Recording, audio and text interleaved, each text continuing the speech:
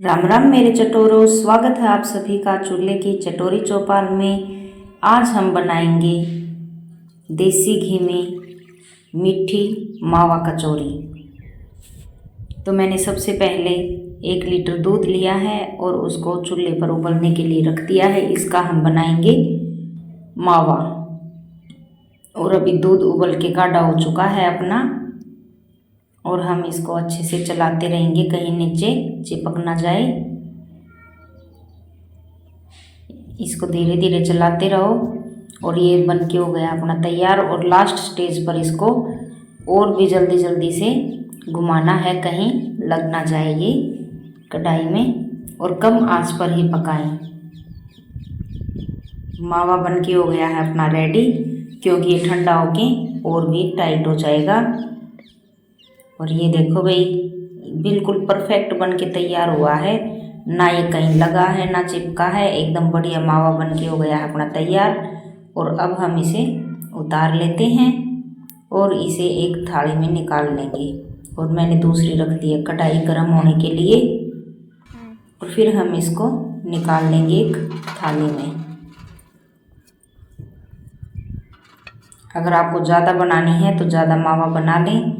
और फिर मैंने लिया है 1 कप सूजी में डाली है मैंने 2 चम्मच घी, शुद्ध देसी घी है ये। 2 चम्मच डालेंगे हम इसमें और इसको अच्छे से भून लेंगे। ये जल्दी ही भून के तैयार हो जाएगी और इसे कम आंच पर ही सेकना है।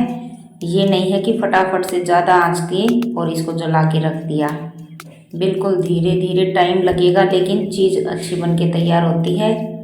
और ये लगभग अपनी भुन चुकी है, इसकी खुशबू भी आने लगी है और कलर भी चेंज हो गया है।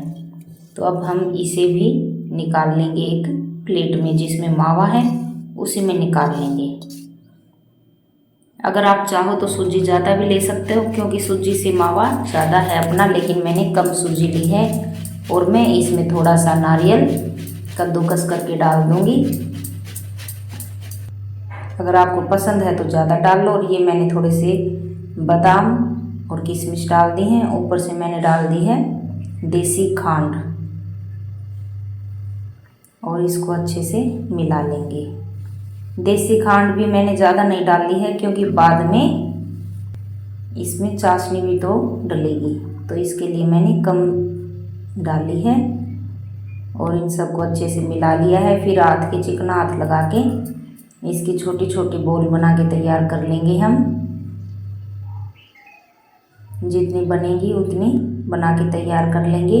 और फिर हम एक डोंगे में लेंगे मैदा में मैंने डाला है नमक और अजवाइन। मैं मीठी मठड़ी में भी ये डालती हूँ, इससे भी अलग टेस्ट आता है। सबकी अलग अलग पसंद होती है। अगर आप लोगों को पसंद ना हो तो आप मत डालना। थोड़ा थोड़ा घी करके बहुत ज़्यादा हो जाता है। और इसमें भी मैंने डाल दिया है 2 चम्मच घी ज़रूरी है। नमक और अजवाइन अगर आपका मन करे तो डालो, नहीं तो स्किप कर सकते हो, लेकिन मुझे नमक वाली पसंद है। और फिर थोड़ा थोड़ा पानी डाल के इसका एक सॉफ्ट आटा तैयार कर लेंगे। ज़्यादा आटा नहीं डालेंगे, ज़्यादा पानी नहीं डालेंगे, थोड़ा थोड़ा पानी डाल के अच्छे से मिक्स करेंगे इसे।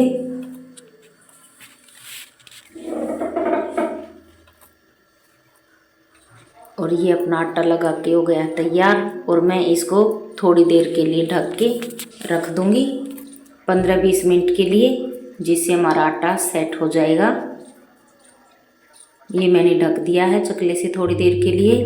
15-20 मिनट के बाद हम देखेंगे इसको। और फिर हम इसकी छोटी छोटी, पहले तो इसको लोच लगाएंगे। अगर आप चाहो तो इसको पटक पटक के मार सकते हो, लेकिन मेरा मिट्टी का है तो ये टूट जाएगा। और फिर मैं इसकी छोटी छोटी लोइयाँ तोड़ के तैयार कर लूँगी। ये मैंने लोइयाँ तैयार कर ली हैं। और फिर अब मैं इसकी छोटी छोटी सी रोटी बेल लूँगी। जिस साइज़ की हमें कचौरी तैयार करनी है उसी साइज़ की बेल के तैयार कर लूँगी। ये मैंने लगा लिया है इस पे घी। शुद्ध देसी घी का ही यूज करेंगे।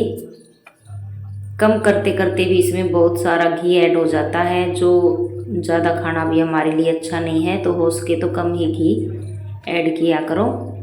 और ये मैंने पतली सी बना ली, ज़्यादा मोटी नहीं बनाऊंगी मैं।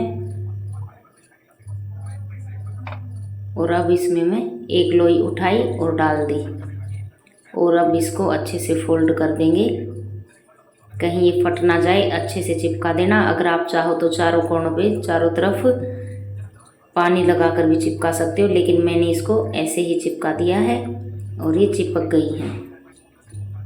ऐसे ही करके हम सारी कचौरियाँ तैयार कर लेंगे।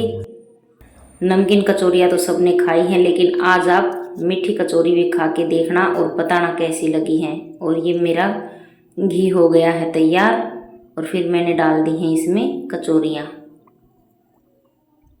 सारी कचौरियाँ डाल दी हैं इसमें,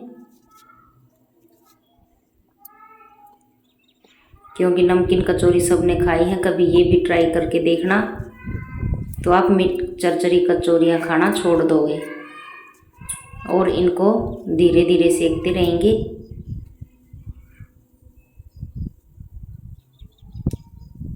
घी ज़्यादा है तो मैं इसमें अपनी और भी कचौरियाँ इसी में ऐड कर देती हूँ, क्योंकि धीरे धीरे सेकेंगी, टाइम ज़्यादा नहीं लगेगा फिर। तो मैंने ये सारी कचौरियाँ इसमें डाल दी हैं, और इन सब को धीरे धीरे सेकते रहेंगे। टाइम लगेगा इनमें सिकने में, कम से कम 20 मिनट आराम से लगी हैं। कोई जल्दी नहीं है। अगर हमें अच्छा खाना खाना है तो थोड़ा टाइम देना पड़ता है। और मैं अब इन सब को निकाल लूँगी। ये मैंने सारी कचौरियाँ निकाल ली हैं।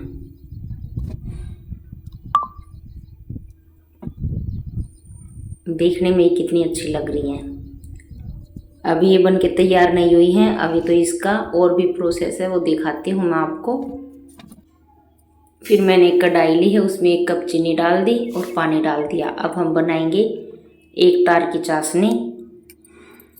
ये मैंने इसमें डाल दी हैं 2 इलायची, थोड़ी खुशबू हो जाएगी हमारी चाशनी में।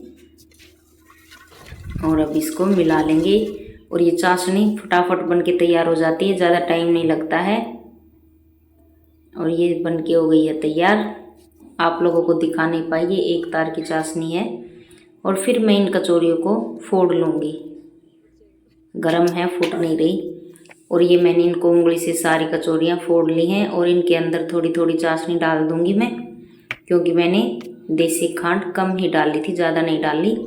थोड़ी थोड़ी चाशनी डाल दी है, और मैंने अब इसको कचौड़े में रख दिया। आपके यहाँ क्या बोलते हैं इसको? हमारे यहाँ इसको कचौड़ा बोलते हैं।